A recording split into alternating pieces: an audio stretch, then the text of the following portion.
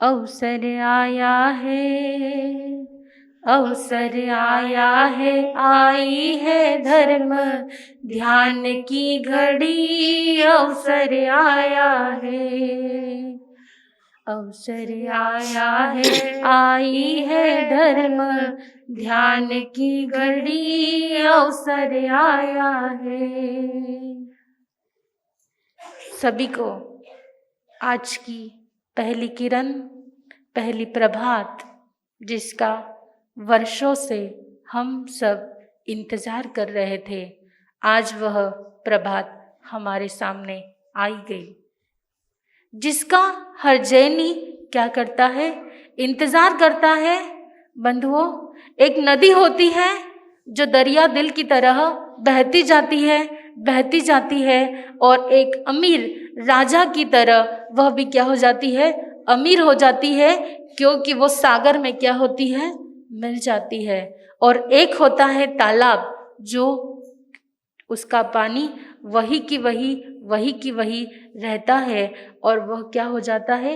एक गरीब, एक निर्धन कि जिसका क्या नहीं होता है?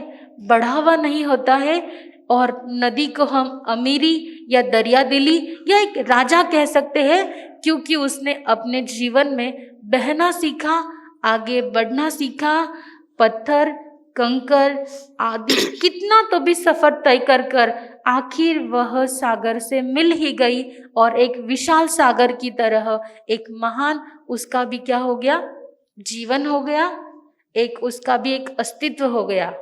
हम सभी भी उस महान अस्तित्व में मिलने के लिए इस पर्व जश्न का पूरे वर्ष भर में इंतजार करते हैं कि कब यह महान पर्व हमारे यहाँ पर आए, और हम तब त्याग से अपनी आत्मा को सजाए। बंधुओं, आज अगर यहाँ पर पर्व जश्न आ जाए और गेट पर खड़ा रह के कहे कि मैं भीतर नहीं आऊँगा, तब आप क्या करोगे? आप कहोगे नहीं नहीं, तुम्हें तो आना ही पड़ेगा, तुम्हारा इंतजार चल रहा था, तुम्हारे लिए ही ये सारा क्या चल रहा था? ये सारी तैयारियां चल रही थी। ये त्याग, ये तप, ये संयम, ये छोटे छोटे त्याग तुम्हारे लिए चल रहे थे, और तुम कह रहे हो मैं भीतर नहीं आऊंगा। और पर्व जश्न अपनी धीरे से आवाज में कहता है, मेरी छोटी सी कंडीशन है। क्या? मेरी छोटी सी कंडीशन है तुम्हारे भीतर आने की। आप उसको पूछोगे क्या कंडीशन है? मैं सब कुछ करने के लिए तैयार हूं, मैं सब कुछ छोड़ने के लिए तैयार हूं, पर पर्व जश्न तुम मेरे दिल में आओ, मेरे भीतर में आओ, मुझे वह त्याग और वह चारित्र्य का दर्शन कराओ, मेरी भी आत्मा उज्जवल, निर्मल, पावन हो जाए। प्लीज अब वेट मत कराओ, आप अंदर आ जाओ। और पर्व जश्न आपको धीरे से कानों में कहता है, मेरी छोटी सी कंडीशन है कि आपके भीतर का जो कषाय है वह क्या हो जाए? समाप्त हो जाए, विलीन हो जाए, तो मैं भी भीतर में क्या कर लूंगा? प्रवेश कर लूंगा। वो कहता है कि तुमने अपने अंदर राग और द्वेष को भर के रखा है, तो मुझे कहाँ बिठाओगे? और आप अपना बड़ा सा उस नदी की भांति दिल कर कहते हो, पुकारते हो, जैसे एक माँ के पास में एक छोटा बच्चा चॉकलेट की जिद करता है कि मम्मा अब तो मुझे चॉकलेट दे दो, मुझे दे दो, मुझे दे दो मम्मा। और मम्मा उसको क्या कर देती है? एक चॉकलेट दे देती है। उसी तरह पर्व जश्न भी हमारी माँ है, और हम सब पुकार रहे हैं कि हे परमात्मा, दहलीज पर मत खड़े रहो, अब तो भीतर आ जाओ, मेरी आत्मा को उन महान गुणों का स्पर्श ना होने दो, हो जाने दो वो सब कुछ जो उन महान आत्माओं ने 8 दिन में हम वर्णन सुनेंगे, उन महान आत्माओं का, उन सब ने जो त्याग किया है, उसकी स्पर्शना, उसकी पूरी पूरी दर्शन मेरी आत्मा को होने दो।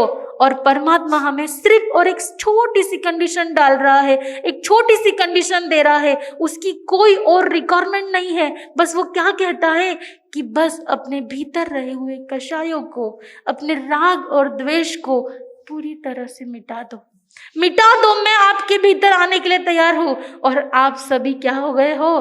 तैयार हो गए हो कि मेरे मैंने जो भी 365 दिन जो भी मैंने कर्म किए हैं, जो दोष किए हैं, पाप किए हैं, 18 पाप स्नानों में से कोई भी पाप अगर मुझे लगा हो तो हे परमात्मा, मैं उन सब पापों को त्यागने को आज प्रतिक्रमण के बाद मैं उसका प्रायश्चित करने को तैयार हूँ। पर बस और बस बस वो सम्यकत्व की आराधना, वो त्रिरत्न की आराधना मुझे मिले। बस बस ऐसा कुछ कर दो कि मेरी भी आत्मा उन आत्माओं में क्या हो जाए, उस नदी की भांति उस सागर में विलीन हो जाए। एक बार एक व्यक्ति की एक मीटिंग थी और उसे फोन आया कि 1 करोड़ रुपए की मीटिंग है, और दूसरी तरफ उसने अपने बच्चे को प्रॉमिस किया था कि मैं आज तुम्हें घुमाने को लेकर जाऊंगा, और तीसरी तरफ उस व्यक्ति का थोड़ा सा सर दुख रहा था। तो मुझे बताओ, वह व्यक्ति पहले कहाँ जाएगा? मीटिंग में जाएगा, अपने बच्चे के पास जाएगा, या अपनी तबीयत की तरफ देखेगा? वह विचार करता है कि मीटिंग पहले ज़रूरी है, बच्चे को तो और मना लूँगा और बड़ी जगह ले जाऊँगा, तबीयत अच्छे से अच्छे डॉक्टर को जब अगर पैसा होगा तो दिखा दूँगा। पहली मेरी प्रायोरिटी है कि मैं मीटिंग अटेंड करूँ और अपना बिजनेस आगे बढ़ाऊँ। तो उसी तरह जिस तरह आपने सिलेक्ट किया कि मुझे महाराज साहब पहले मीटिंग में जाना है, मैं बाद में सारे काम करूँगा, पक्का करूँगा, मैं उनको आश्वासन देता हूँ। तो बंधुओं, वह 1 करोड़ की मीटिंग से भी अधिक मूल्यवान यह पर्व पर्युषण हमारे बीच में आया है मात्र संदेशा देने के लिए।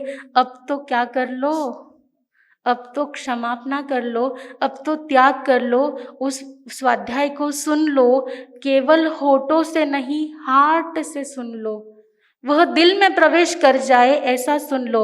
और मुझे पूर्ण विश्वास है कि हमारी ये बीड़ की धर्म नगरी इस 8 दिनों में धर्म आराधना कर कर खूब खूब अपनी आत्माओं को सजाएगी, अपने जीवन में वह दिव्य प्रकाश भरेगी, और सम्यकत्व का वह दिया आपकी आत्मा में भी उतरेगा, आपका जीवन भी सजल, सुंदर और पवित्र बनेगा।